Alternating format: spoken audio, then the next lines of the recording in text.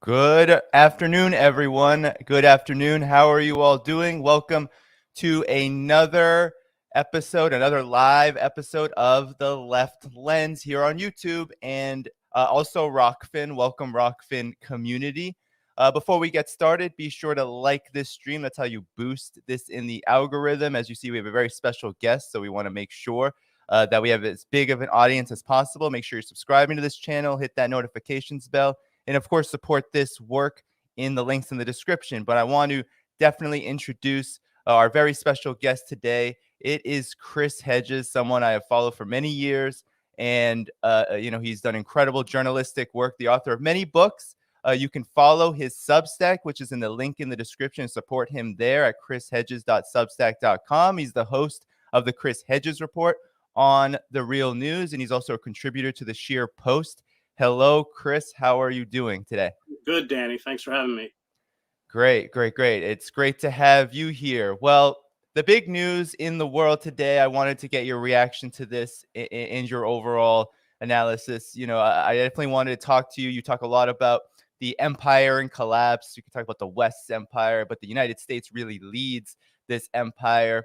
And we recently had news after days of this defense contact group meeting in Germany at an air base, and there was a lot of what seemed to be political theater. And then they finally Germany decided to send, I believe it's somewhere upwards of 100 Leopard 2 tanks, and the United States now is going to send its Abrams tanks somewhere in the range of 30 or so.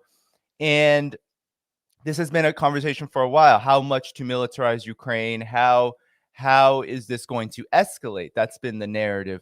What's your reaction to this escalation by the United States? And where do you see this all fitting into the grand scheme of things globally, and how politics and the empire is kind of shaping out at this moment? Well, the escalation is dangerous because what you're doing is constantly ratcheting up the lethality of these sophisticated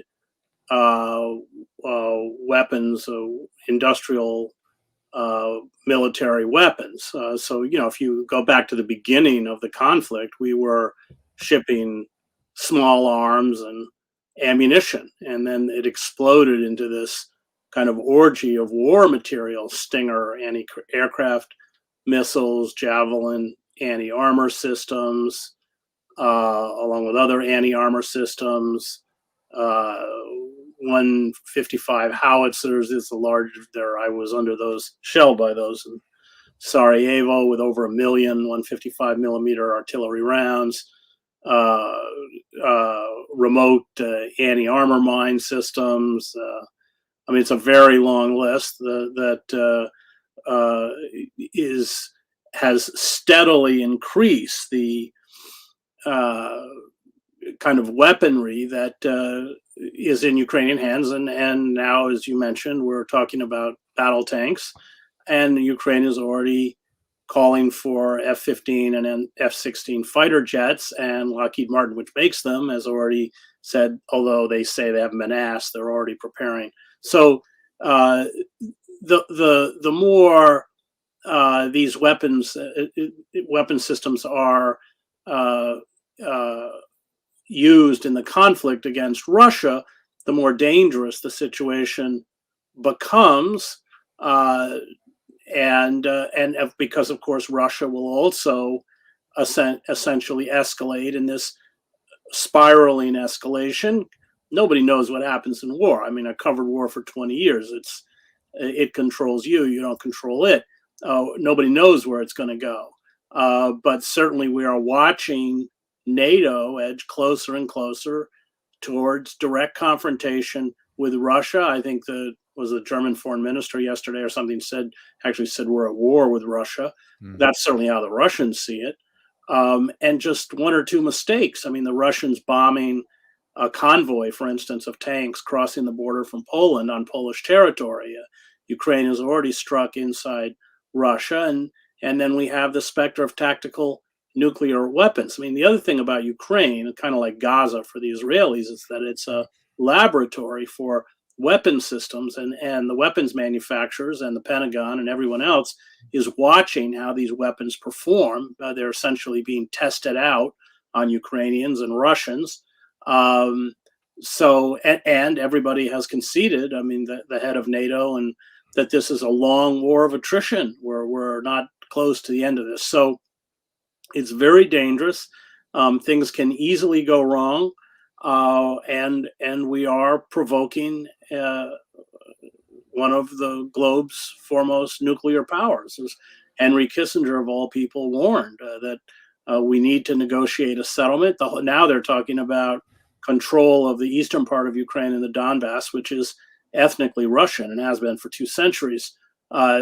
This is just nuts. Even the New York Times wrote an editorial talking about the folly of trying to take the Donbass and reincorporate it into the Ukraine. So it's very, very dangerous. And for those of us who spent a lot of time in war zones, watching this stuff is really, really chilling and really frightening.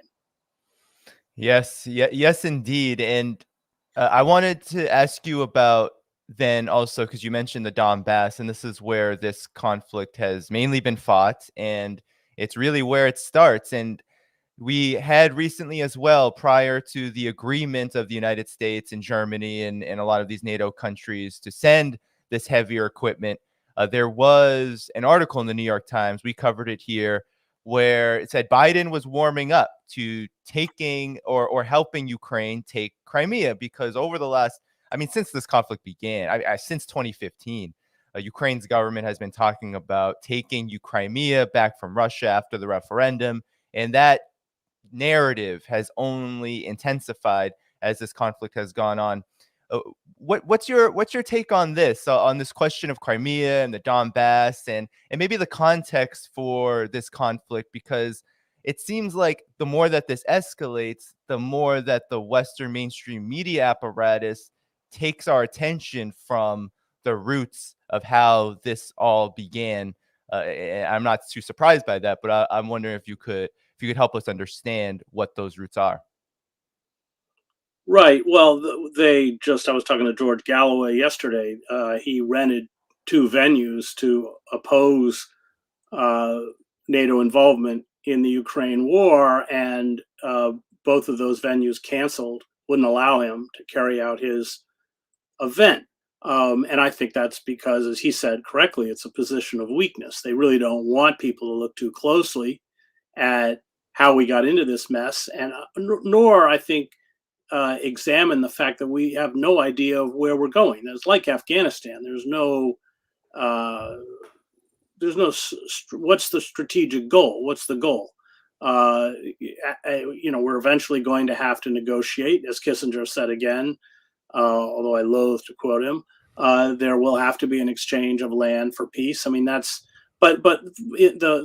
goal is not, of course, victory in Ukraine. The goal is to degrade the Russian military and hopefully, in the eyes of the architects of the NATO war machine, to remove Putin from power. Those are the 2 goals. And they will, if Ukraine has to be destroyed in the process, and hundreds of thousands of families devastated and destroyed, well, that's the price that they're willing to have the Ukrainians pay. Or, we have to be clear also, in Europe, the economic fallout from the war has been quite severe in countries like Germany. German industry, under the onslaught of inflation and the rise in energy prices and all that kind of stuff, they've really paid an economic price. That's why you see kind of fissures in NATO. They don't want this to go on too long, because they're suffering the consequences of the sanctions in a way that the United States is not. But I mean, how do we get into it? To even raise that historical truth is to be shut out. I was in Eastern Europe in 1989. I covered the revolutions in East Germany, Czechoslovakia, and Romania. So I was present as a reporter when the Promises were made by Hans-Dietrich Genscher, then the foreign minister in Germany, and Baker and others, that NATO would not be expanded beyond the borders of a unified Germany. Indeed, we all thought NATO at that point was now obsolete. Formed in 1949, was designed to prevent Soviet expansion into Eastern and Central Europe. Well, the Soviet Union no longer existed. And then we saw the kind of pimps for war who've been around for decades. Robert Kagan, I was dealing with Robert Kagan and Elliot Abrams when I covered the war in El Salvador. They were working in the State Department to discredit everything reporters on the ground were writing and reporting about the conflict. And I mean, those days, the death squads were killing, the government death squads were killing between 700 and 1,000 people a month. And then wholesale army massacres, El Mozote, and everything else. So they've never gone away. They're wrong about everything. They were pushed for the expansion of NATO. They pushed for the wars in Iraq, in the Middle East. They were behind the calls to open the spigot. I think we've now given about $100 billion. The State Department budget is only $60 billion, $100 billion in aid and military equipment to Ukraine so far. It's no end in sight. But they never go away because they are funded by the war industry, the Atlantic Council, and they're all paid for by the war industry. And then, of course, the media gives them a platform and a perch. So to get up and speak about the antecedents, baiting Russia into this war, incorporating 14 countries in Eastern and Central Europe into NATO, which George Kennan, the great Soviet specialist, called the greatest blunder in post-Cold War diplomacy. We know where it's going. Now, because of WikiLeaks, we have memos written by William Burns, now head of the CIA, who said that Ukraine is a provocation across the political spectrum in Russia. It's a line that the United States and NATO shouldn't cross. Well, why? Why did they do it? I think two reasons. One, with the collapse of the Soviet Union, we began to hear this rhetoric about a unipolar world, i.e. the United States is the sole superpower and can do whatever it wants. And of course, the Soviet Union or Russia was enfeebled, prostrate. It was unable to even feed its own citizens. And so they wrote Russia off. That was number one. Number two were the billions in arms sales that would be made by retrofitting countries in Eastern and Central Europe to make their militaries compatible with NATO equipment. Soviet and NATO equipment are not the same. They have different calibers. They can't use the same ammunition, etc. So I think those two reasons, and then we just broke promise after promise. I mean, the Clinton administration promised Moscow that it would not station NATO troops in these new NATO countries. I think now we have over 100,000. And it's tragic and unnecessary. I mean, I wrote a column a while ago, which is in my new book, The Greatest Evil is War, called Chronicle of a War Foretold, because we all knew what the response would be. Even Burns in the WikiLeaks, in the memo that was released by WikiLeaks, acknowledges what the response would be.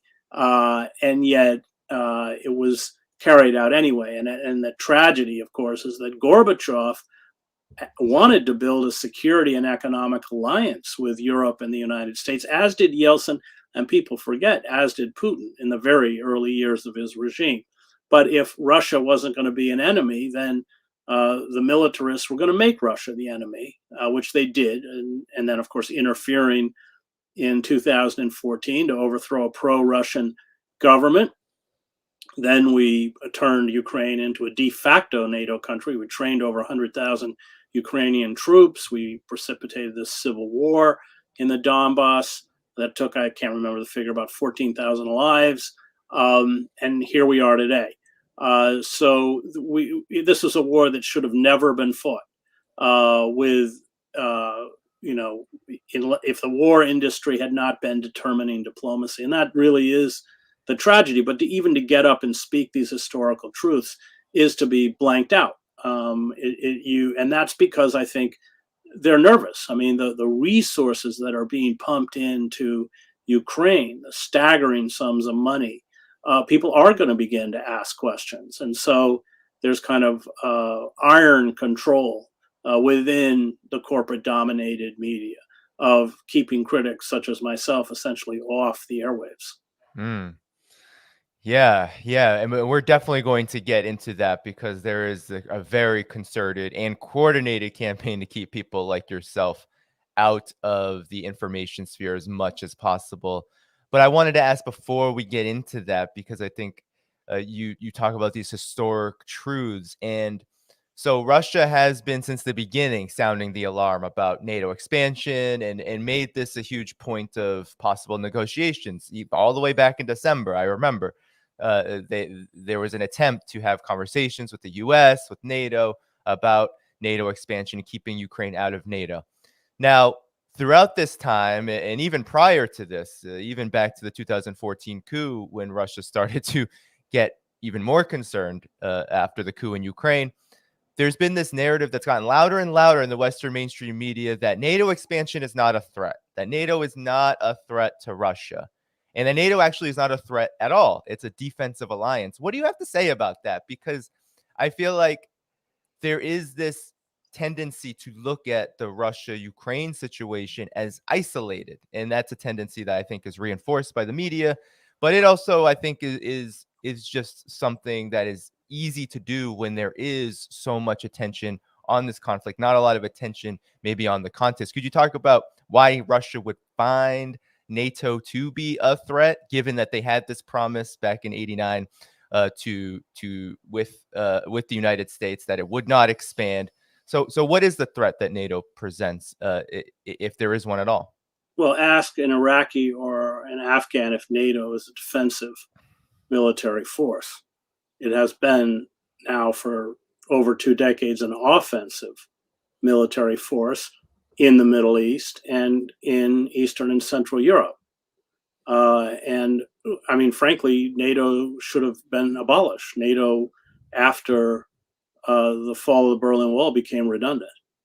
But the arms industry and the militarists were determined that they weren't going to go away. I mean, I was there, and everybody started talking about the peace dividend. We wouldn't have to divert staggering sums of state resources towards the military now that the Cold War was over. Well, that just shows you how naive we were. The budget, the military budget, was 853 billion or something that was just passed, is the second largest military budget since the end of World War II, I believe.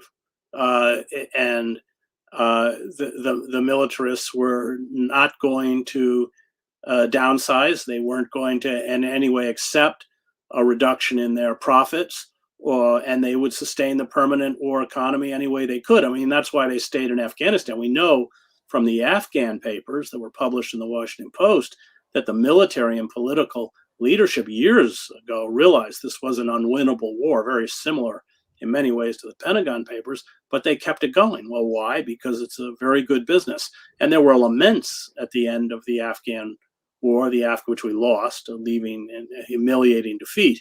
There were laments by the war industry.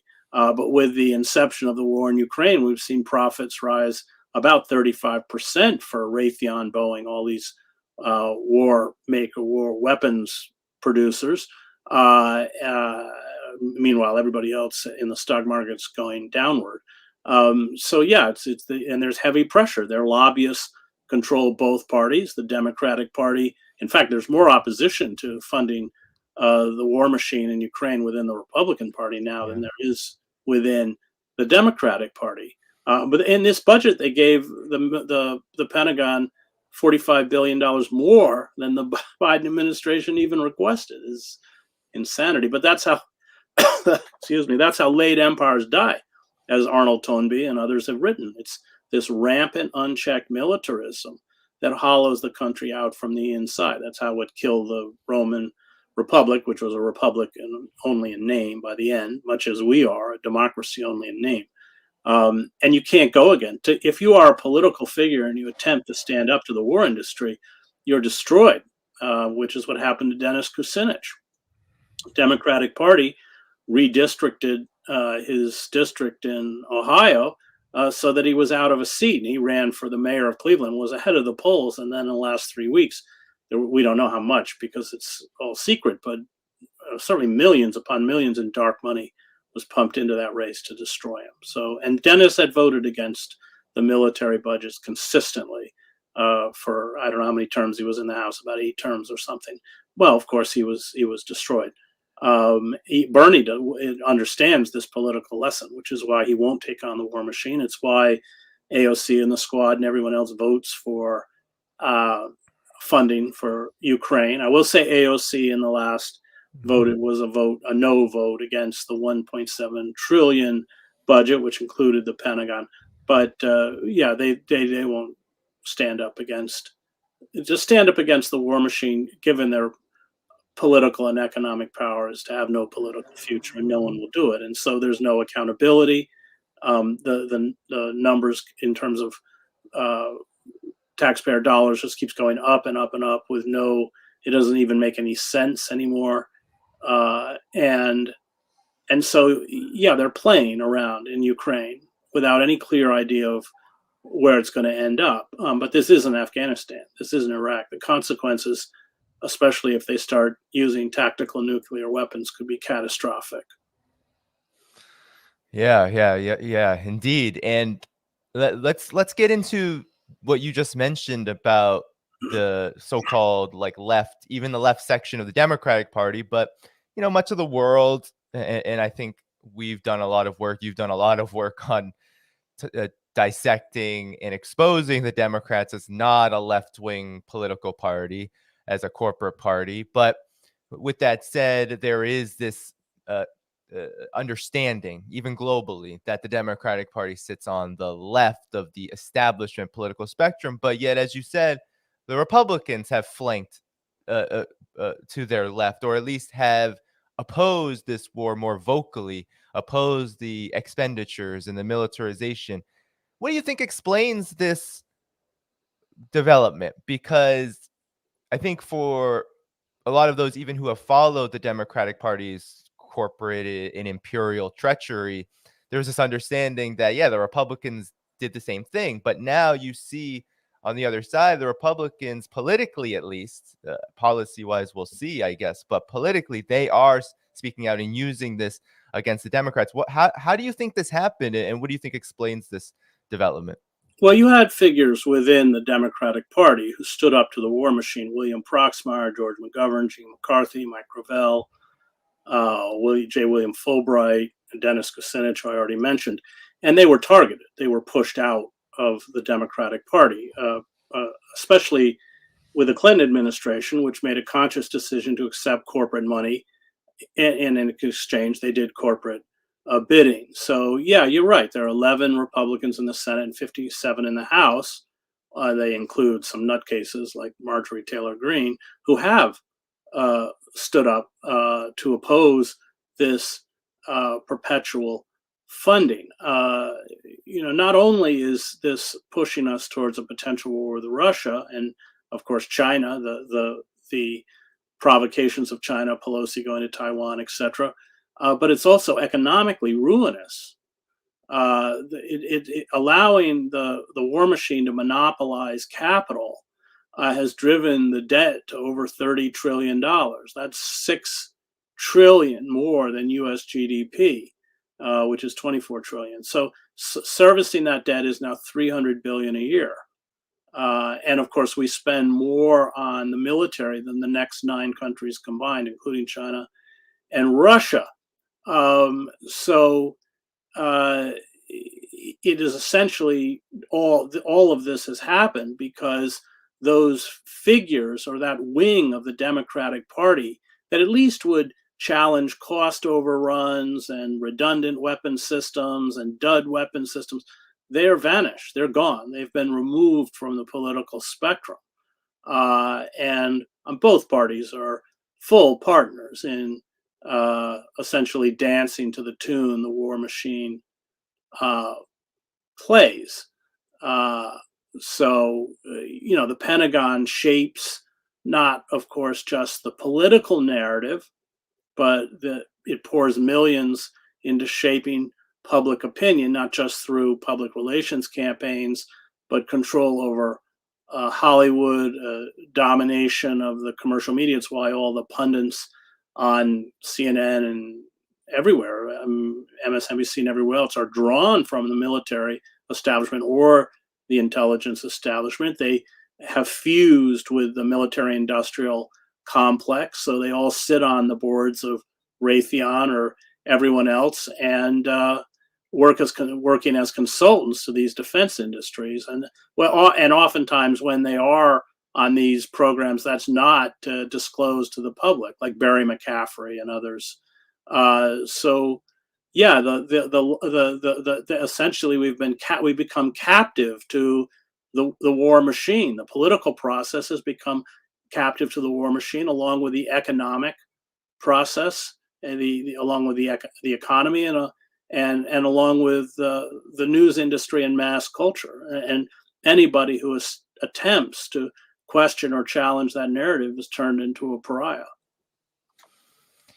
And I wanted to follow up on that because I think there's a good transition into to talk about the overall agenda here, because you mentioned China, you mentioned Russia, and you've talked a lot about a subject that I really think is important, and that is understanding this empire, right? That these policies, this aggressive foreign policy and this overall imperial agenda is being also directly linked to a decline in this empire. Could you talk about the relationship between this endless war drive with now Russia and China, these bigger powers, with this overall agenda that the empire has, and how does that fit into a collapse that you have analyzed, I think, in many different pieces that you've written in your books? Could you talk about that relationship? Well, sure, because if all of your money is being siphoned off into the war industry, then you get what we get, which is an infrastructure that is decayed, roads, bridges. We have major cities, Jackson, Detroit, that don't even have clean water. The kind of austerity programs, the fact that half the country, I think it's 63% of the country is living paycheck to paycheck, but half the country living in poverty or near poverty.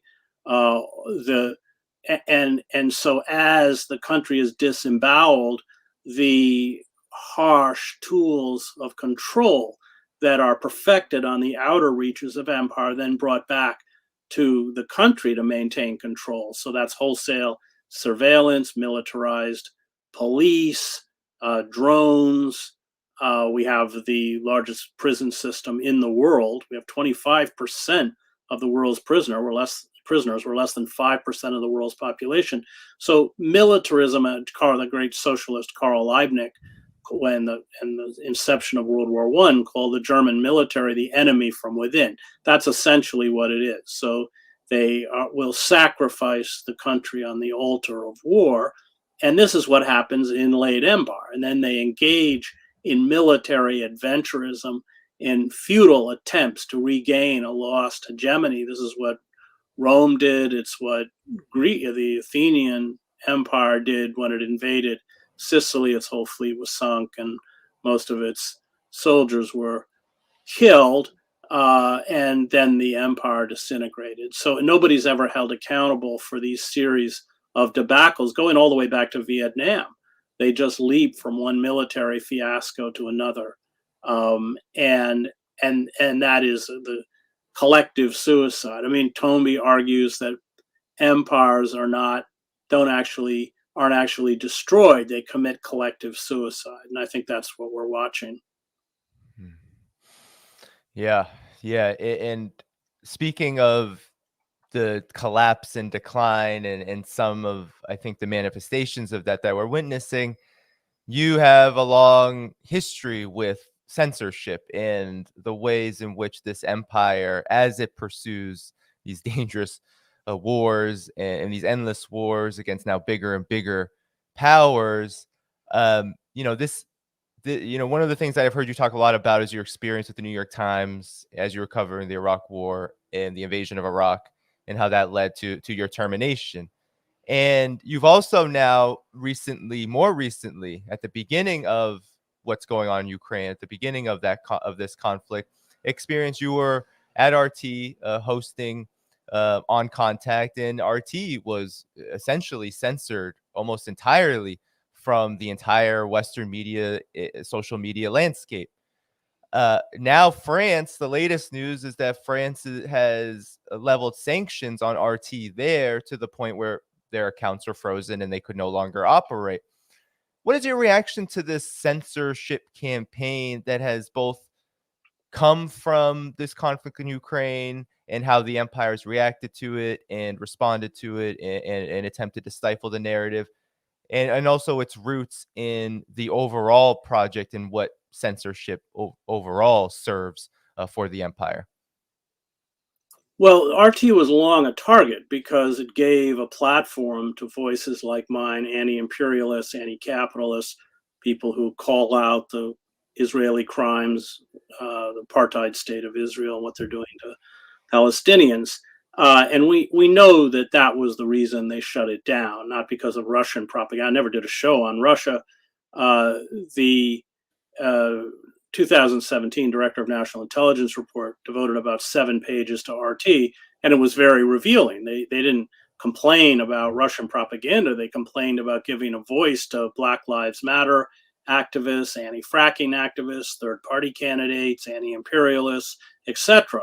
And so the Ukraine conflict became the excuse to essentially shut down RT, and then I had 6 years of shows disappeared, erased off of YouTube. There wasn't a show on there on Russia, and none of the shows violated the supposed community guidelines that YouTube demands of people who post content. But there were a lot of shows on Julian Assange and all sorts of subjects the empire doesn't like, and so they're gone. And that is part of a wholesale censorship. Algorithms have been imposed for some years to minimize the kind of content that we put out. And then, of course, mainstream media has blanked us out. So it's part of a widespread package. And Google, Facebook, these large digital media platforms, many of whom have massive contracts, by the way, from the defense industry, from the Defense Department, have armies of censors to essentially. I mean, it's interesting. So the show was originally on Telesur, and then Telesur crashed and burned because the government shifted to right-wing governments, and they didn't want to fund Telesur. It was a consortium. So RT, the head of RT, came to Princeton, where I live, and asked me if I would resurrect the show on RT. Most, as you know, most of the people I interview are authors, Yeah. And it's kind of a wonky show. And I initially said no, I don't really do TV. And he promised that there would be no editorial interference, and they kept their word. And so I moved the show to RT. And now the show is the Hedges report. It comes out every Friday on the Real News. But it's interesting, the algorithms were it's the same show, but the numbers for shows, it's a weekly show. The numbers are often in the hundreds of thousands. A couple shows that are in, 800,000-900,000, one show over 1 million.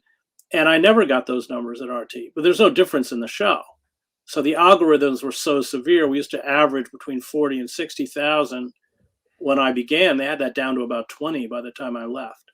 So it was clearly an attempt to marginalize the content in every way possible. And I know that because I can pit it against the shows I'm doing now, which are not being hit with those algorithms because they're not being broadcast by RT. Yeah. The campaign against RT also has come as the mainstream media, Western mainstream media, labels all of this media, right? They label it state-affiliated media. We see it all over on YouTube. Well, when it was on YouTube, they were labeled state-affiliated media. On social media, Twitter. It has been a hugely damaging campaign that has, as you said, it has silenced a lot of voices because RT would do things like that. And I was lucky enough to be on your show to promote my book, and I have watched so many of your interviews about people who are publishing, which, as you know, it's hard to get people to talk about certain kinds of books in the publishing world itself. So a huge loss it was for RT to be censored in this way. You mentioned Julian Assange too. I was wondering if you could talk about his case a bit. He, there seems to be this endless, lingering, like, extradition order on him. He's still in Belmarsh. Would you want to provide just some analysis on his situation and the importance of Julian Assange, given what's going on right now in the world, now that NATO is escalating in Ukraine to this degree? The United States empire looks like it's showing no signs of letting up, despite the fact that the wars are becoming more and more dangerous, not just for the world, but also for itself. Well, of course, I visited Julian in the embassy. Was one of 6 people invited to his wedding with Stella at Belmarsh prison. We got there, and the prison authorities didn't allow the guests in. It's very disturbing, and I am just stunned. I mean, a couple of weeks ago, the New York Times and the Guardian, they did publish a good letter, but they've been pretty slow to react, and they've not been very vocal because it's in their self-interest. Essentially, extraditing Julian, which is probably going to happen by the end of this year, maybe early next year. And if he's found guilty, which is if he is extradited, almost a certainty, then just to possess, much less publish classified material, and I published classified material when I worked at the New York Times, will be a criminal offense. We had Obama use the Espionage Act to go after whistleblowers, Kiriakou, Drake, and others. But then after Volt 7, which is WikiLeaks' exposure of the CIA ability to hack into all of our electronics, our phones, our computers, our TVs, even our cars, then there was a decision to go after Julian. So they used, under the Trump administration, they went after a journalist. That's new. It's very ominous and very dangerous. I have followed the court proceedings, in many cases been in London and sat in on the court proceedings against Julian. It's judicial farce. I mean, the fact that UC Global, the Spanish security firm that worked at the Ecuadorian embassy and then provided all that material to the CIA, all the complete video of everything, including Julian's meetings with his attorneys, which eviscerates attorney-client privilege. I mean, that alone should see the court dismiss the case. But there's just been anomaly after anomaly. The whole idea of charging an Australian citizen under the Espionage Act. Julian is not a U.S. citizen. WikiLeaks is not a U.S.-based publication. And Julian, I just should add, has never committed a crime. So it's really disturbing. And I think what they're attempting to do is destroy him physically in Belmarsh prison. He's in very precarious psychological and physical health. We know that from the trial, hallucinating, observed banging his head against the wall, calling the Samaritan hotline because he's suicidal. He has suffered many strokes, et cetera, et cetera. So it's an appalling case, and one that will have terrible ramifications for anybody in the press who attempts to shine a light on the inner workings of governmental power. It will just become impossible. It'll be criminalized. Yeah, and could you talk about? I know we're running close to time, but maybe to end this interview, we could talk about why Julian. Because there are WikiLeaks has been around for a while, and Julian Assange, of course, is a big part of it. But it's been it has a record of truth telling.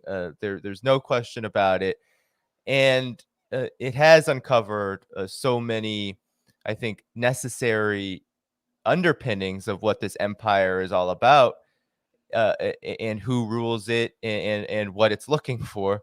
Could you talk about why Julian Assange is a target? I mean, of course, you did mention him being this kind of example for what could happen to journalism, but but yeah, why is Julian Assange being made this target, and why do you think now at this point and over these last several years? I mean, it's been many years since he was locked up in the embassy now in Belmarsh. Now, almost 3 years in Belmarsh, 7 years in the embassy. Well, because they want to send a message.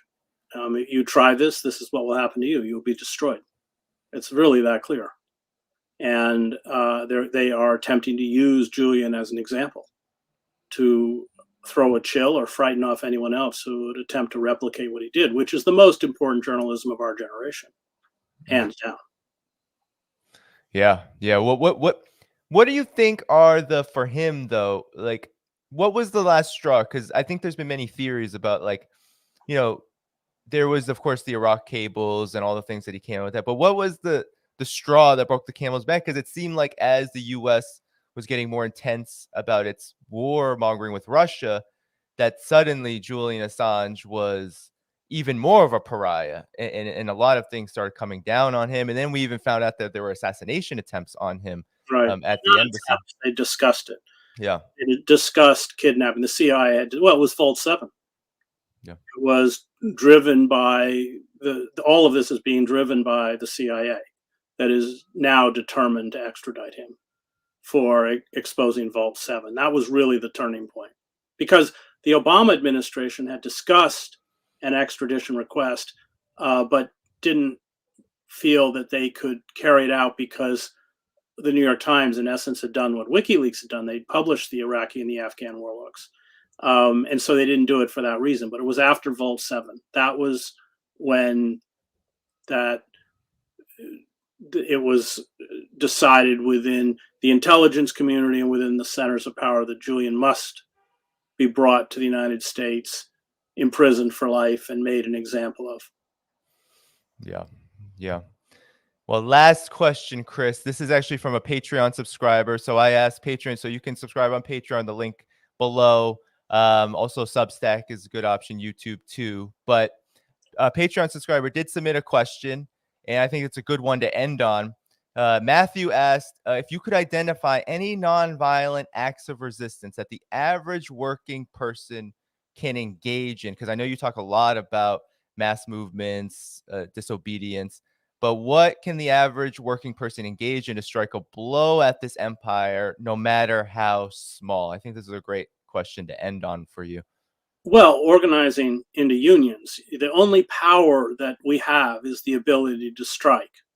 And that ability to strike has been stripped from workers steadily over the last few decades. And those workers who retain the right to strike, the freight railroad workers, for instance, Biden, by judicial fiat, forced them to accept a contract that over half the union are already rejected. And a railroad strike could really cripple the country. I mean, this is just part of the mendacity of the Democratic Party, which campaigned during the Biden campaign. The Democrats promised to strengthen collective bargaining, and then what they did is revoke the ability to collectively bargain from one of the very few unions that retain the right to use it. So look at France. Well, the power we have is the power to shut the economy down. And that's why unions are key. Militant unions are key. And I think that's where people within the working class, we see it Starbucks, Amazon, we have to unionize Walmart, of course. And then we can begin to have real power. You look at the rise of the welfare state or the Swedish socialist state, they managed to achieve, I mean, they eradicated poverty, great education system, which was for free healthcare, everything else, because 76% of the Swedish workforce was unionized, and they had wave of strike after strike. We have that ability to cripple them through strikes, which are nonviolent. But they're through right to work laws, through reducing union participation to roughly 10%. A lot of those people are public sector employees who are not allowed to strike. They've cripple the ability. And this has allowed the billionaire class and the oligarchs to create the greatest social inequality in U.S. history. And the only weapon we have that can counter and begin to push back against this looting on the part of, at this point, global oligarchs is union organizing and strikes. And that's where our energy has to go, not into the believing the Democratic Party is going to respond to these issues. Or I support third parties, but third parties aren't going to be able to essentially pressure the centers of power to respond. It's the ability of organized mass movements and strikes, which have the capacity to bring the country to its knees. And that's really where our energy has to go. Yeah, I think it's such an important point to link the fact that these mass movements, something like a strike, right? Workers coming together and ceasing, taking part in their labor in order to slow down the economic system, does have a direct impact also on foreign policy, because it's the more the elites have to pay attention to what's going on right inside of their own borders. But I know, Chris, you have a very busy schedule. So everyone stick around, though. I'm going to cover a few more stories, but make sure before you go to check out Chris's Substack and the link in the description. Chris, it was really good to be with you today. Thanks so much for coming on. Not at all, Danny. Thanks for doing it. All right. Thanks so much. Bye-bye. So stick around, everyone. Make sure you hit that like button. The likes were a little slow to come in today, so we didn't get over 1,000 viewers for Chris. We need to make sure that happens in the future. But we have 600 likes, 880 or so viewers. Stick around. We have a story to cover. We've got to cover this tank situation even deeper. So keep here. Keep your screen open. And if you have time, continue to watch this program, because I'll be on for another 30 minutes at least to cover this story. So hit that like button, hit that subscribe button, hit that notifications bell. And of course, it's the end of the month. This program is completely independent. I do have growing costs. I'm trying to create even a promotional video to get out there. But subscribing to this work on Patreon at patreon.com/DannyHaiFong. YouTube, Substack. I'm promoting the newsletter, the Substack newsletter. You can find in the link in the description, and sign up there for free to get all the notifications, because I'm trying to ensure that people are aware when I go live. YouTube doesn't always do that. So let's get into the story that I wanted to cover. One of them. I'll see if we have time for two, but it may just be one, because this may take a little bit. So Brian Berletic, of course, friend of the show. I want to play a video from him covering the announcement of M1 Abrams, the U.S.'s M1 Abrams to Ukraine. Back. Hello. Ay, ay, ay.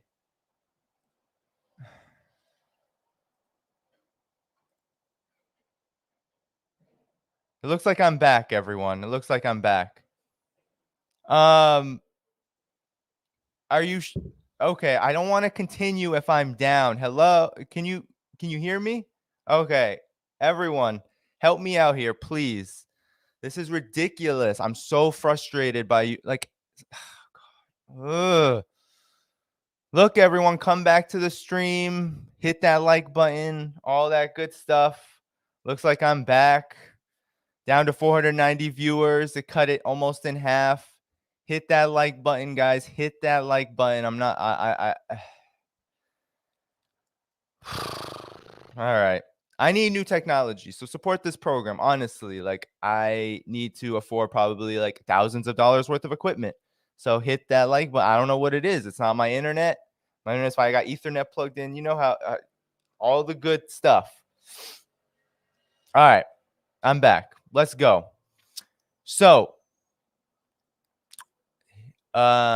great. It looks like people are saying I'm here. I'm here. It's just frustrating when, like, you're trying to do something and interesting developments indeed. All right, everyone, let's get to this story. People are trickling back in. Hit that like button, hit that subscribe button. notifications bell. Best way to support is on Patreon, patreon.com/DannyHaiphong, link in the description. You can help me make some upgrades here. You can also hit the Substack up free newsletter, subscribe there so you get all the notifications, and you can also become a paid supporter there as well as on YouTube. Annual options are available, Patreon and Substack, and monthly is on YouTube. All right, let's get started. So the subject I want to cover is the tanks. So of course, look, I can admit it, I was wrong. Brian Berletic was on this program. We're going to play a video from him because he has good analysis on this. Don't worry, he'll be back on the show likely next month. But I was hesitant to believe that it would happen this quickly, that the tanks would be promised to Ukraine, but they have been. And so there's been over 30 promised of these M1 Abrams tanks, these heavy equipment tanks to Ukraine. And of course, Germany has promised up to 100, but I believe the first batch was something like 14. But NATO is all in right now. They're trying to send as much as they can to Ukraine to fortify it for some kind of spring offensive. That's really been the narrative. But will it turn the tide? Will it really shift the battlefield? How will it affect the battlefield? And I want to play how Brian Berletic sees it because, he has more military expertise than me. My analysis of this, though, from a political perspective and from a geopolitical perspective, is that Russia is not Iraq. Russia is not a small country like Afghanistan, a smaller, poorer country, underdeveloped, that had already gone through decades of imposed destitution and proxy war. Indeed, Russia is much more stable than that, and its military is much more high-tech than that. And I think that there is an underestimation of how Russia can and will respond to these tanks heading to the battlefield. And one of the things that Brian Berletic is going to note here that I find the most interesting is this idea that these M1 Abrams tanks that the United States is going to be sending are actually a pretty challenging to operate, and you need kind of a combined arms system. You need a training apparatus around them. It takes time. And the United States, I think and agree with this wholeheartedly, the United States is not going to want to see these tanks, which Russia can do, get targeted and ultimately get blown away by Russian strikes. So these tanks are really just the beginning, because these tanks cannot just go to the battlefield on their own without being subject and vulnerable to Russian fire. Like that's just the reality, because Iraq didn't have that capability, even though they had tanks, but they had much lower technology all the way around. They didn't have the capability to really push back against the United States when the United States invaded. But let's hear what Brian Berletic has to say. I'm going to play it on 1.25 speed because there's about 10 minutes of it I want to get through. But he has a great video updating us about this, and he makes some really good points that I definitely want to follow up on and definitely want you all to hear. So let's begin with friend of the show, Brian Berletic. And we have to remember that all of the same problems that face the idea of sending main battle tanks and all of this other NATO armor to Ukraine, all of these same problems existed when the US and their allies sent things like the HIMARS, M270s, and M777 towed howitzers. They had all of the same problems. They would never be able to get the number of artillery pieces necessary to match Russia, and they'd never be able to use them effectively on the battlefield because of constraints in training, and also because none of these weapon systems are meant to go on the battlefield and fight in a conflict on their own. They are supposed to be part of a combined arms force, and you're supposed to include sufficient amounts of artillery, armor, infantry, and air power, and Ukraine doesn't have any of these things, not nearly in the numbers that they need to fight effective modern combined arms warfare. But let's get into the topic of main battle tanks. So before we get into that topic, though, I mean, it's that point again that Ukraine will need. So this is the thing about Ukraine, in my opinion, is that Ukraine was supposed to be a proxy. It's not supposed to be some kind of force that can equal or match the military might and power and arsenal of the United States or NATO. But in order to confront Russia using Ukraine, there has to be a maximization of Ukraine's capabilities, and Ukraine isn't even close to being where it needs to be to use these tanks effectively. So these tanks are, I think, an extension of the political theater, because there was political theater going on that, to Brian's credit, and I think to my chagrin, that political theater was always going to lead to these tanks being sent. But will these tanks turn the tide? It appears that on this point alone, there are major challenges that Ukraine has to confront. And it's January 26th, as of today, at least.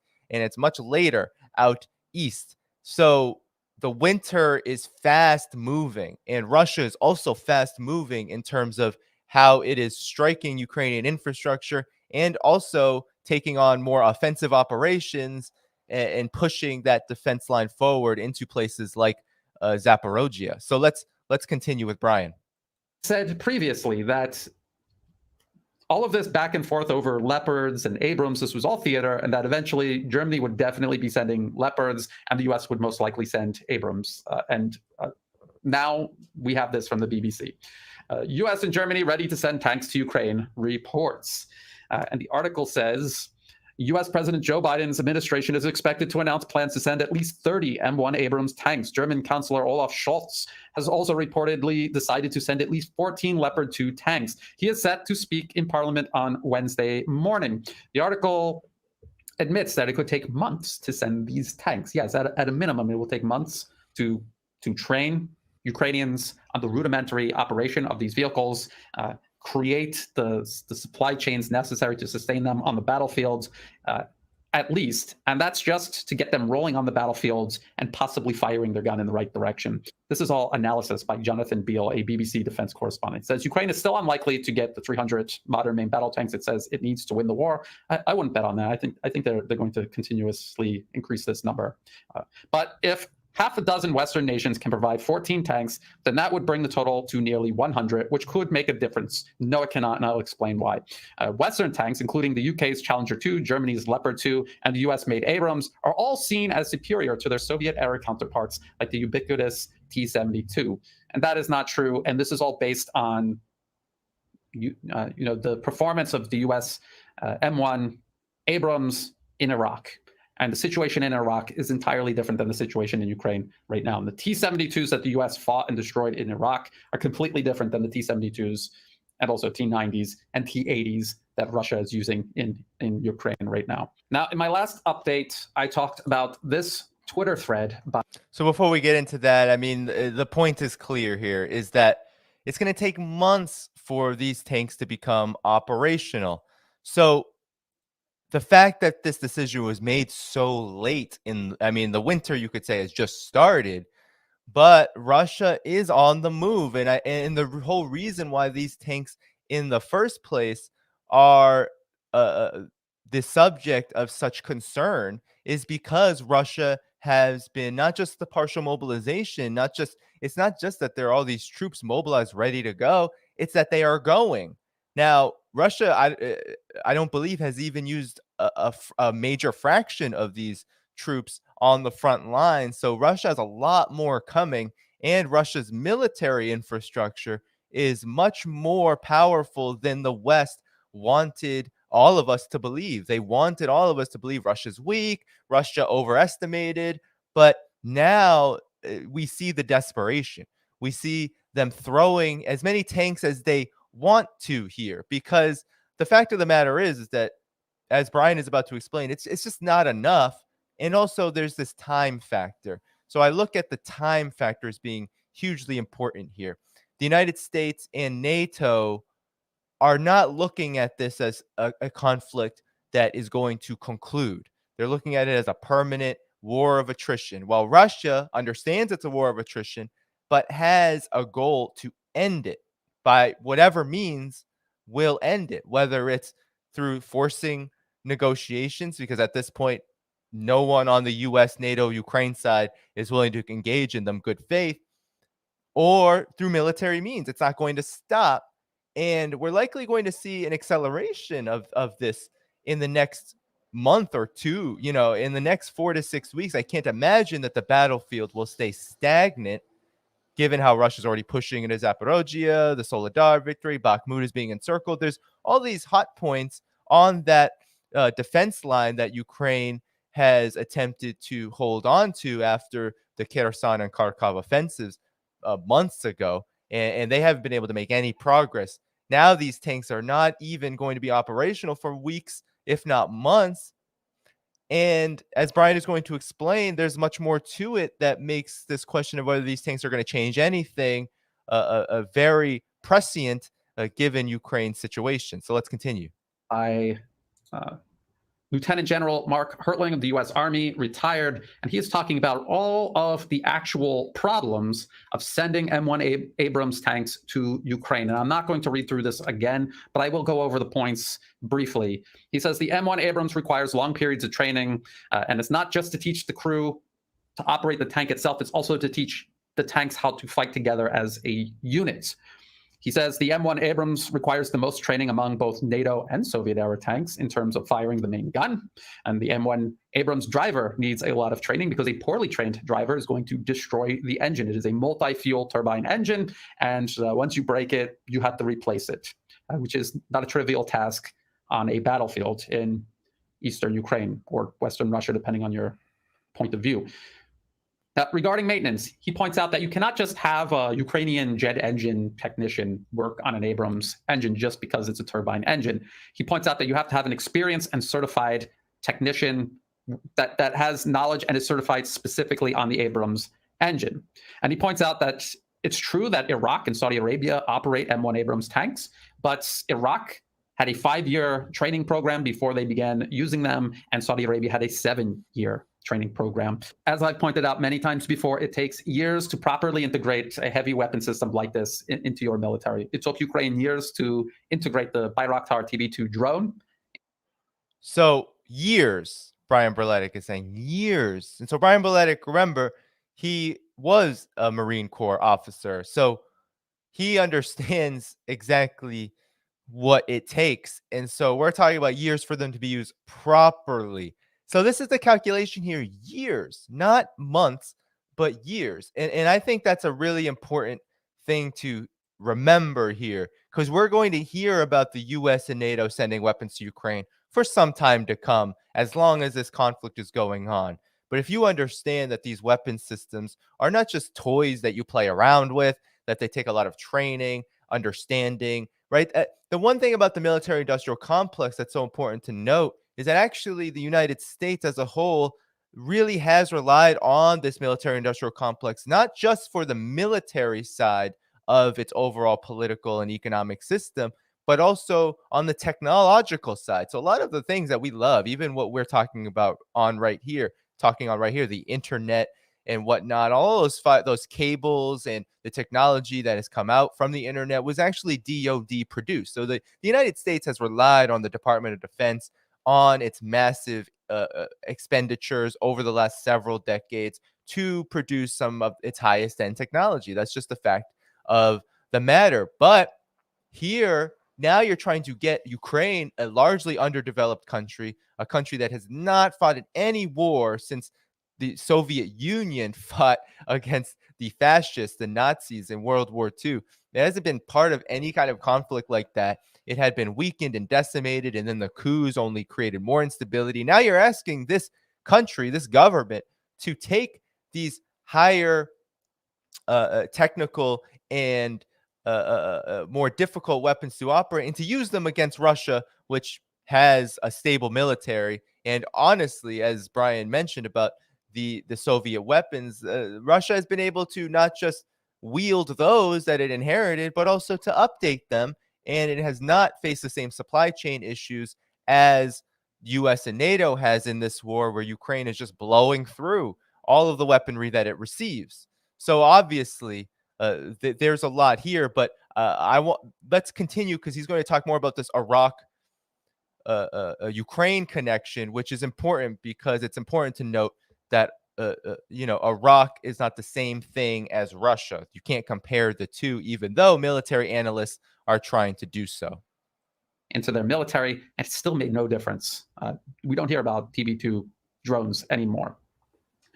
Now, in another video by Alexander Mikuris of the Duran, and again, it will be linked to in the video description below, he talks about this article from 1945, Ukraine won't get Leopard 2 or M1 Abrams tanks. Does it matter? This is by Lieutenant Colonel Daniel Davis, so another U.S. military officer with experience specifically in armor.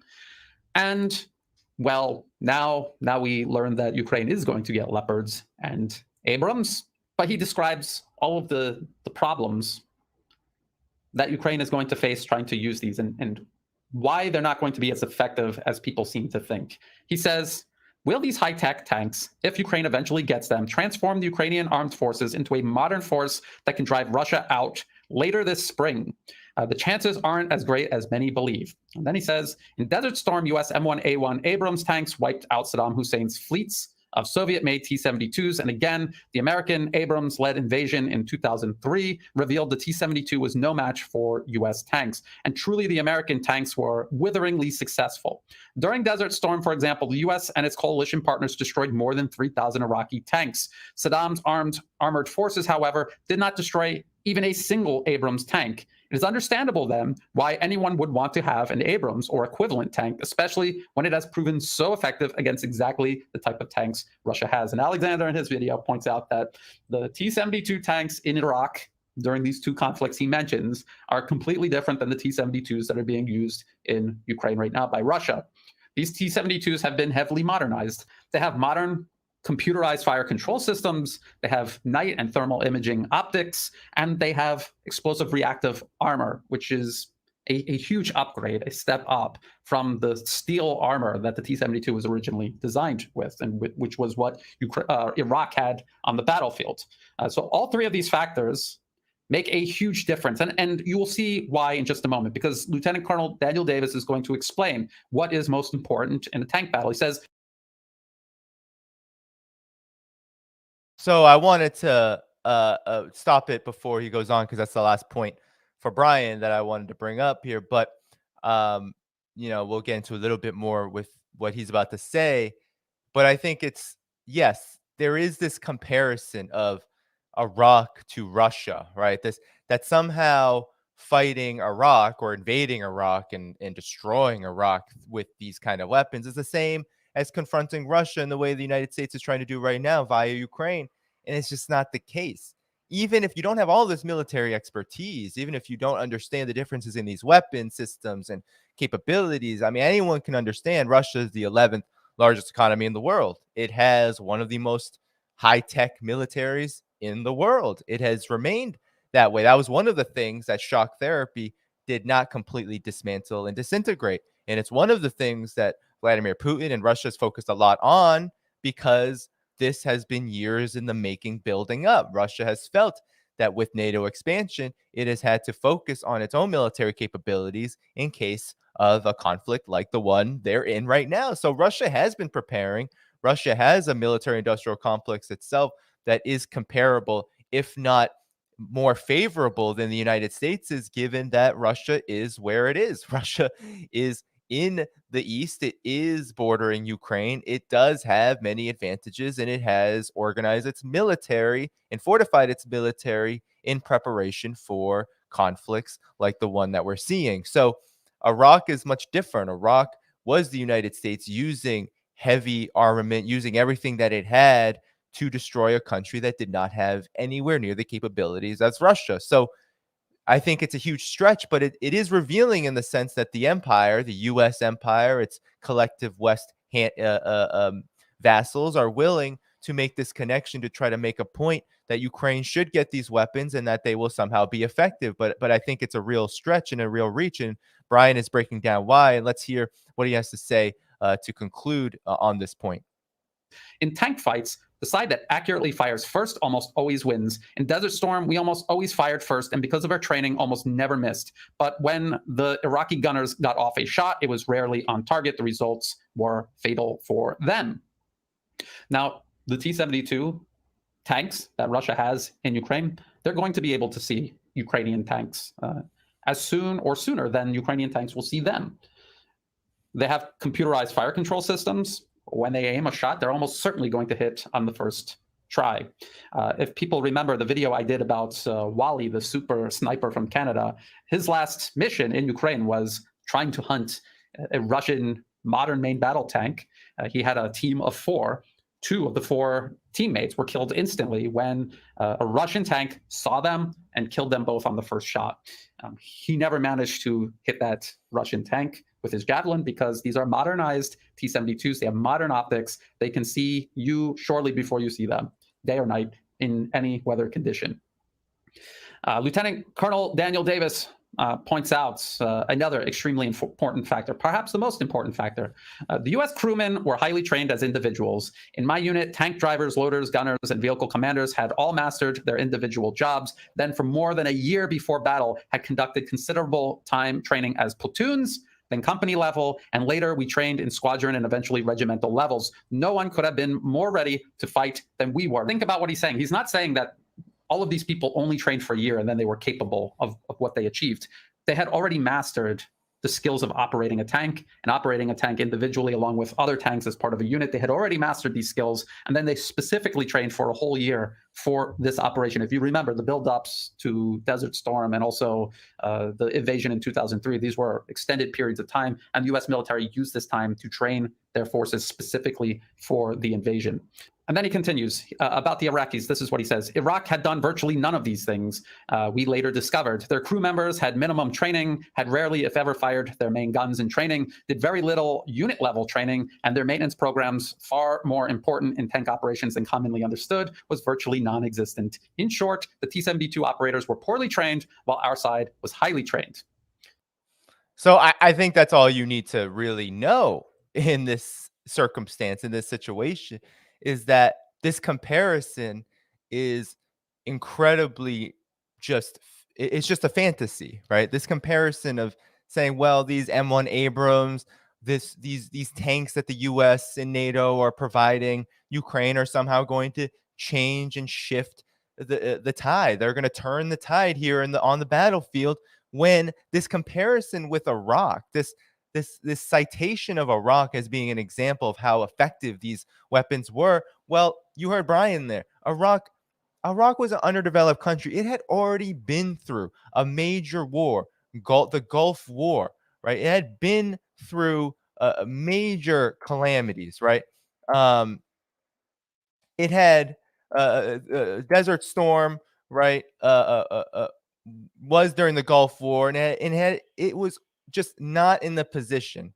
It was not in any position to fight and beat back. It had been, remember, just a history lesson here. Iraq did participate in the Arab-Israeli war, as it's known, right? That war, which was also quite damaging and divided up the Arab world quite a lot in the struggle for Israel to cement more dominance in the region. So Iraq was in no position. It was an underdeveloped country. You know, the Sykes-Picot, the divisions, all of that. No matter how much the Ba'ath Party in Iraq had tried to develop Iraq's economy and had done so, it had been strained by a war with Iran, the prior war with Israel. There was no way that it could compete with the United States' essentially unused, untested, the United States had all the time in the world. This is the advantage that the United States always has, had, I should say. This is the advantage the United States had when it decided to launch this war on terror. It had all of this time, all of this preparation it could make to get ready to destroy Afghanistan and Iraq with its weapons. It could take that year long. It could take that year's time to train its military forces to do what it did, this destructive and just disgusting imperial venture or imperial ventures in this region. Ukraine doesn't have that time. The United States was not subject to some kind of proxy war on itself. This is something the United States has had an advantage with over the course of its history, especially when it became the imperial hegemon. It didn't have to worry about an external threat. No matter how much it wanted to talk about communism and the Soviet Union and China, it didn't have to worry about that. Ukraine borders Russia. Ukraine is being used as a proxy against Russia by the US and NATO. Ukraine is embattled in a war of attrition where they've lost hundreds of thousands, as well as how many of these weapons it's already received, the HIMARS, the javelins, the artillery, ammunition, all of it gone, and more gone. What about this says that these tanks aren't going to receive the same treatment? Russia is saying they're going to receive the same treatment. Russia is saying that these tanks will be struck. These tanks will be taken out. There's no difference between these tanks or any other tanks. It doesn't matter if they're Soviet weapons or US and NATO weapons. They're going to be treated all the same. And you should believe Russia, because Russia has been making quick work of Ukraine's infrastructure and now is pushing forward with its mobilization. So this idea that Iraq, right, can be compared to Russia in any way, that this is going to work out for them, is easily debunked. And Brian Berletic has that expertise where he can explain, and I can't disagree with him here, that all of this training, there need to be years of training before you specifically learn how to use this device, which takes up to a year. So this is possibly a disaster in the making. This is possibly just a way for the United States to send more Ukrainians out to slaughter and give them the potential to slaughter more than they already are of Russian forces and of forces in the Donbass. But how can it turn the tide of the war if these forces can't use them properly and might not even be able to use them months from now? Even months from now is too long. It's too long. Russia's not going to sit on its hands, and it's not going to twiddle its thumbs as Ukraine prepares to use these devices. No. What is Russia doing right now? Russia is demilitarizing Ukraine. It is taking out its military infrastructure. It's taking out whatever infrastructure supports that military hardware. It is targeting specific points of this line that Ukraine's military is trying to push through, is trying to expand, is trying to move into the Donbass. Russia is going to keep its operations going, and it's highly likely, while we don't have, we can't predict, we can see the trends already emerging in places like Soledar and Bakhmut and Zaporozhye. We see the trend emerging that Russia is taking back more and more territories, taking more and more territory from Ukraine. And there's nothing that indicates that that's going to change.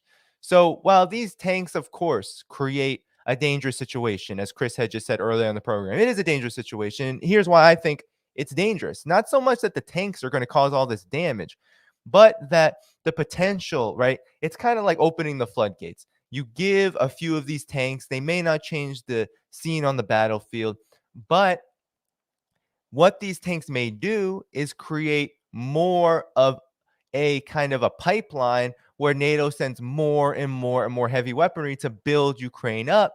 And that will pressure Russia to accelerate its own plans, which then has this feedback loop, because the United States does not want to see Ukraine fall. It doesn't want to see Ukraine lose the war. It's going to keep on trying to ensure that at the very least, Ukraine stands, no matter how many dead bodies pile up.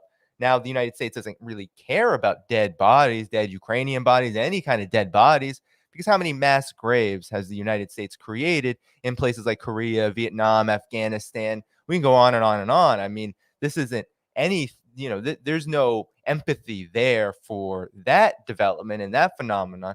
But the point is that the more that Russia feels pressured then to escalate and to move even faster than it has been, then the possibility, in my opinion, I agree with Brian Berletic, that Western Ukraine could eventually see itself become this kind of protectorate, this buffer zone, because they won't be able to withstand Russia's pressure and its support of the Donbass in the east, right? That I could see that happening, that West Ukraine kind of becomes its own entity, and then we see the division of Ukraine happening, in real time and becoming formalized in some way.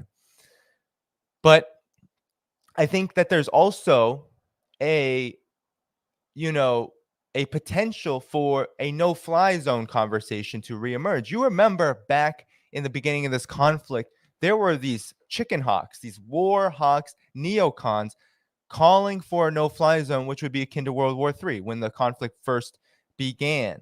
That died down as the Biden administration said, hold on, can't get into that mess and that noise right now, because that would just escalate things to the point of collapsing the political legitimacy of the United States.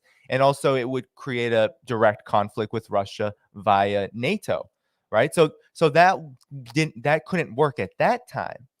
But the more that you send this heavier equipment and you try to have it used, and the more that you have an interest, which the US will have, in making sure that these tanks, you send them out willy-nilly, you send them out without the proper training, they can't be properly used, they're going to be heavy targets.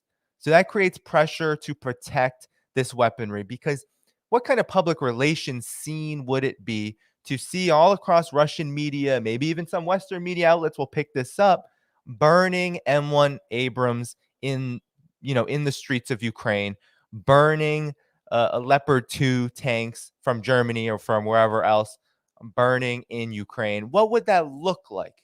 It would look like that Russia actually has superiority in this conflict and would collapse the narrative that the United States is helping Ukraine win. It would destroy the legitimacy of what we're seeing here with the Ukraine conflict. It would burst asunder all the illusions that we here on this channel have been trying to burst asunder since the beginning of this conflict. That's what would happen. So that's why I believe it's dangerous, because it provides the United States and NATO are actually creating a foundation to further escalate, because they will need to, because what they're doing is not enough. They know that, Russia knows that. And so that's why it is this dangerous trend that could lead further and further into an abyss of an unthinkable conflict and direct confrontation between Russia and NATO, which Russia already feels like it is in the midst of, but it can get a lot worse. And the United States and NATO, through these tank announcements and through this commitment of heavier and heavier weaponry to Ukraine, they're the ones making it happen. And we have to be clear about that. They're the ones making it happen, not Russia. They're the ones destroying Ukraine, not Russia. So that's the end of that story, everybody. And so we have 935 viewers. Let's get, almost 947 likes. So amazing. Thank you for liking this stream, coming back hard. With that said, everyone, there's a quick story I would like to cover quickly. Let's see if I can get to it. It's a really, it's a joy to hear. So keep on it, actually, because stay tuned. This is really fun. There has been not a plethora of news about things abroad. It's been a lot of Ukraine stories, and the United States recently labeled the Wagner Group, this private military contractor that has been doing a lot of work in the Donbass, a terrorist organization. It has put it on the terrorist list. And so the founder of Wagner had a very interesting response that you need to hear, because when you think about private military corporations, you think about the United States, Blackwater, Academy, whatever it's called now. I don't even know. It changes its name. Conducted incredible war crimes in Iraq, right? It made international news, torture, just decimating civilian populations. But Wagner Group, the founder, had this op-ed in RT that I got a real kick out of. So he says the Americans fear my Wagner organization because they know we can kick their asses. So this is a very explicit message to the United States. So he replies to the U.S. decision to include his company in a list of transnational criminal organizations, essentially a terrorist organization. And that happened days after Russia won Soledar. And so here's what Mr. Prigozhin, Yevgeny Prigozhin, has to say. He says, good is always fighting evil in the world. The Wagner PMC is a force. It's a Russian power, and this power is always on the side of good. Of course, if we philosophize, then for some the Wagner PMC is good, and others it's evil. But it is evil for our enemies. America and Russia are sworn enemies, and this is an established fact whatever your views. So he's saying Russia is a sworn enemy of the United States. This is very clear. And Wagner is a huge part of Russia's military operations, mind you. So he says the Americans want to break up Russia into small pieces and then take on China and its other rivals in order to remain the largest and most powerful country on earth. This is all part of the debate of whether we will have a multipolar or unipolar world. And so far, the US has been doing a very good job of that. Look at what happened to the USSR. The Wagner PMC has not committed any crimes. Others spend their days trying to pin various crimes on us in different parts of the world. But unlike America's paramilitary forces, the Wagner PMC eliminates only enemies of peace and commits no crimes. Of course, if you deploy double standards, you can dig up dirt on anyone. Now, of course, I can't confirm or deny that Wagner hasn't committed any crimes, right? I can't confirm or deny that. What I can confirm, though, is that this message here is incredibly strong. That Wagner, as a private military company, as one that's doing a lot of this heavy lifting in the Donbass, has a position, its founder has the position that the agenda is to break up Russia into small pieces, then to take on China and to struggle for the maintenance of a unipolar world over a multipolar world. I don't think we would ever hear Blackwater even be so open about its own agenda, right? About its own interests. I don't think we would ever hear that. So I find that to be incredibly interesting. It exposes, I think, some of the fault lines and fissures and misunderstandings and misconceptions we have about Russia. So the Wagner PMC is not okay. I read that. But then we should ask these questions: who dropped the atomic bombs on Hiroshima and Nagasaki without any consequences for themselves? Who arranged the wars in Korea, Vietnam, Afghanistan, Libya, Syria, Mozambique, Central Africa, and so on? Some of these countries later turned to Wagner PMC, which put an end to these wars with an iron fist. So if we consider the Wagner PMC a criminal organization, then the U.S. is a powerful crime syndicate which lives on the money of the whole world. Accordingly, compared to this crime syndicate, the Wagner PMC is more like the vice police. So that is another strong statement, basically saying no, Wagner has responded to some of these wars, has been called upon by some African countries, by Syria, Syria. Wagner was big in its aid to Syria and Russian aid to Syria against the U.S.'s proxy war and dirty war there. So what he's saying is that the U.S. is a powerful crime syndicate if you're going to compare the two together. If you're going to compare the Wagner group to the United States' military apparatus, he's saying there's no comparison. I know many secrets that are upsetting for Americans. I have witnesses who remember how CIA officials trained Osama bin Laden and brought bags of money and weapons to ISIS in Syria and other countries. They were preparing outlaws and terrorists all over the world so that there would be trouble everywhere: Europe, Asia, South America. It was only supposed to be peaceful on the dreamy blue island called the United States. Most world powers try not to clash with America. Those regimes do not fight back and are usually declared anti-democratic, then criminal, and then terrorist. PMC Wagner is not a country or a regime. Rather, it is a young and unbridled force, which is why it is so feared by Americans. They tried to destroy us at Deir ez-Zor in Syria in 2018, but it's recovered the spirit and is able to look in the eyes of the personification of global evil without fear. So this part of the Russian military, it's a private part of the Russian military, meaning it's not state. They are not scared to confront the United States. And I think this is what is so critical to understand about Russia, is that no part of Russia is scared of the U.S. Russia is willing to confront the U.S. if it has to, even though it says it does not want to, and most of the world does not want to. But they're making it. The United States, the collective West, are making it a priority.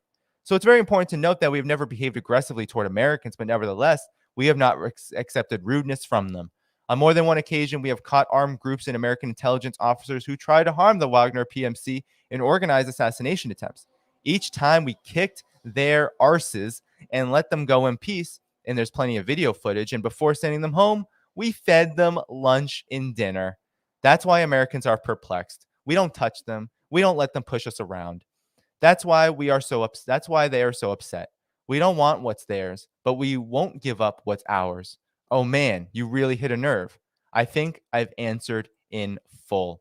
So Yevgeny here, Mr. Yevgeny Prigozhin, essentially saying that Russia is not scared. Russia will confront the United States if it has to. And its response to being called a transnational criminal organization is that it's the pot calling the kettle black. It is a projection. It is one that can be easily verified by history, by reality, and that Wagner, in fact, is not this criminal organization. It is, in fact, just one element, one extension of Russia's overall agenda militarily, which is not to wage war on the United States, which is not to dominate the world, but it's to come to the aid of countries like Syria when called upon, to protect stability, to protect peace. That may be hard to believe, and I can't confirm nor deny that crimes have not been committed by Wagner in the Donbass. But at the same time, this is a war of attrition.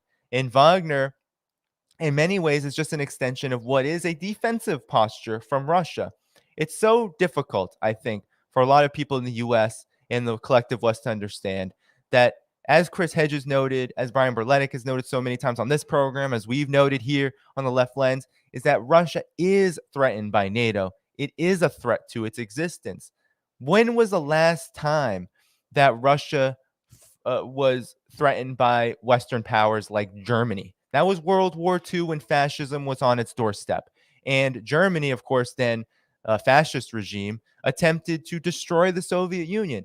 And guess what? The United States, prior to 1941, was helping make that happen. They were providing secretly, covertly, through especially private corporate interests like Henry Ford and Prescott Bush, George Bush's grandfather. They were providing financial support, economic support to Nazi Germany to conduct a successful invasion of the Soviet Union, because they saw, oh, well, if both Nazi Germany and Soviet Union can fight it out, then the United States will end up on top.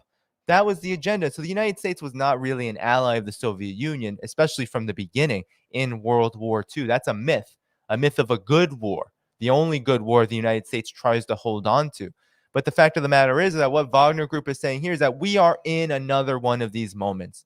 We're in a moment where the United States is trying to is the pot that's calling the kettle black. It is trying to project. It is trying to propagandize. It is trying to distort reality in order to hide from the fact that it is, in fact, the criminal syndicate of the world. It is, in fact, the empire. It's the reason why Russia is conducting the special military operation. It is the reason why there is so much war and so much conflict in the world. And guess what? Russia's not scared. Russia's not going to back down. We're not going to see that. And he's exactly right. Yevgeny is exactly right. He is right.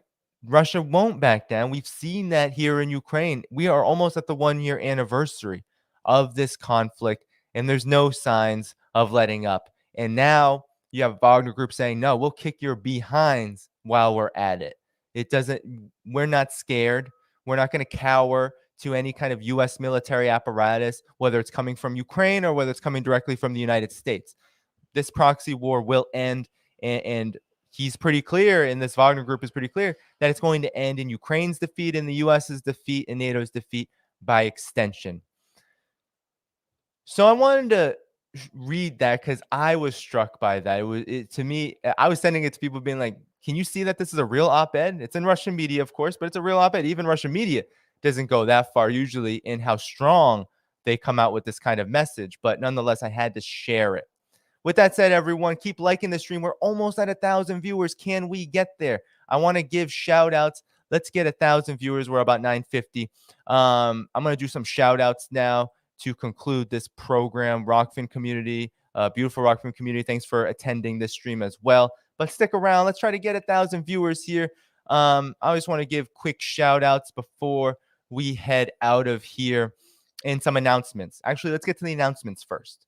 So I've just rolled out some features on Patreon, on Substack, if you want to subscribe there. And YouTube is also involved as well. So I haven't had the YouTube community. Maybe you're not getting the comments or the notifications, but all of paid subscribers to my work, Patreon, of course, is the best place. But I'm rolling out a guest list. So each month I'm going to try to get out as early as possible the guests I'm going to have on. So you can submit questions. I asked the question from one of my Patreon subscribers to Chris Hedges, and that's going to continue. And we have a great guest list coming.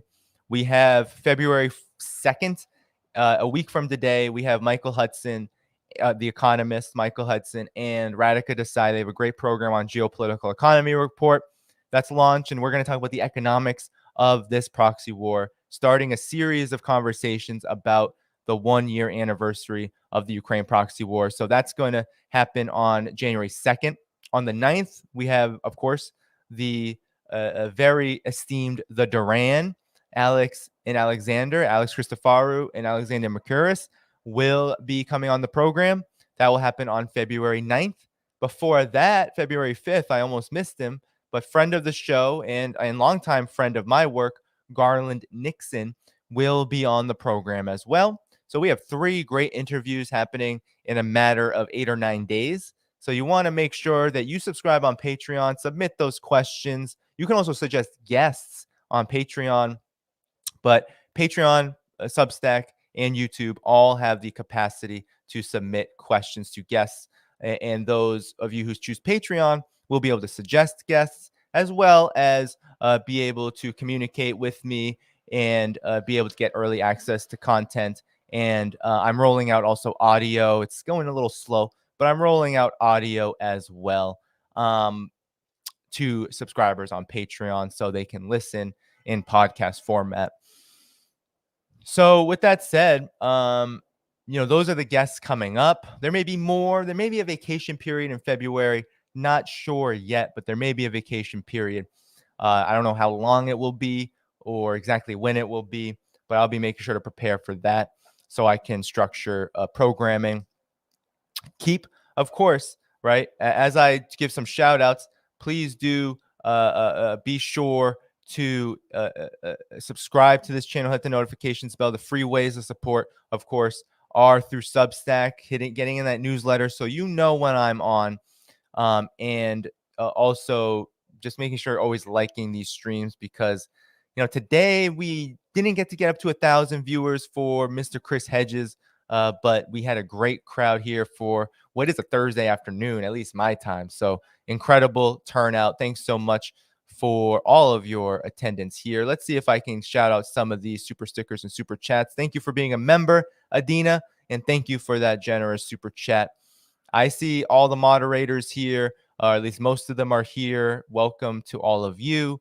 Thanks so much for helping make the chat experience one that is digestible. So let me just quickly go through these super chats and then we can conclude here. All right. Let's see. All right. So it's taking a bit. Lots of activity in the chat. Thanks again, Adina. Welcome to all the members. I see the tech issues, very frustrating. Second straight stream that's happened. Not sure why. Sometimes a StreamYard can get quite buggy. All right, looks like I don't think that was the only super chat or super sticker here, but Adina, you are appreciated. I think there were more, but did I pass them? Okay. Well, if you did give a super chat or a super sticker and I missed you, apologies for that. There's Adina again. All right, let me see. Anything below Adina? No. I feel like there was, though. Oh, I know what happened.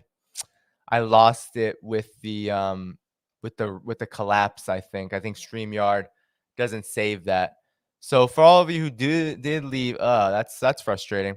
For all of you who did leave a super chat before the technical issues arose, I apologize. The technical issues arose and it reloaded, and I think it reloaded the chat. So with that said, everyone, thank you for a great afternoon stream. Of course, mainly I'm streaming at night. Next time I'll be on, set your dates, set your calendars. I think we'll be Saturday night, the 28th. All right. Probably 8:30, probably 9 o'clock. I'll probably come with hopefully a great batch of stories, new developments. Maybe I'll cover a video. We'll see. But yeah, enjoy the rest of your week. Enjoy the rest of your afternoon, mornings, evenings, whatever you're doing. Before you go, of course, if you haven't dropped a like, drop that like, hit that subscribe button, hit that notifications bell so you know when I'm live. Go to the links in the description. But also, before you go, hit up the Substack, get on the free newsletter, and also consider the paid annual contribution. Now, Patreon is the best way to support me, and through the tiers, you can do so annually, and you get a bit more perks than maybe on Substack. And of course, we have a great YouTube community, so don't hesitate to join on there for $5 a month, and you get early notifications on things, as well as you have the ability to ask questions of guests when I do announce them there in the community. All right. So take care, everyone in the chat, everyone viewing, everyone in the playback. Have a great rest of your day and week, and I will be back in a couple days. Red salute and salute to peace, and of course, victory to a multipolar world. I'll be back. Take good care. Bye-bye.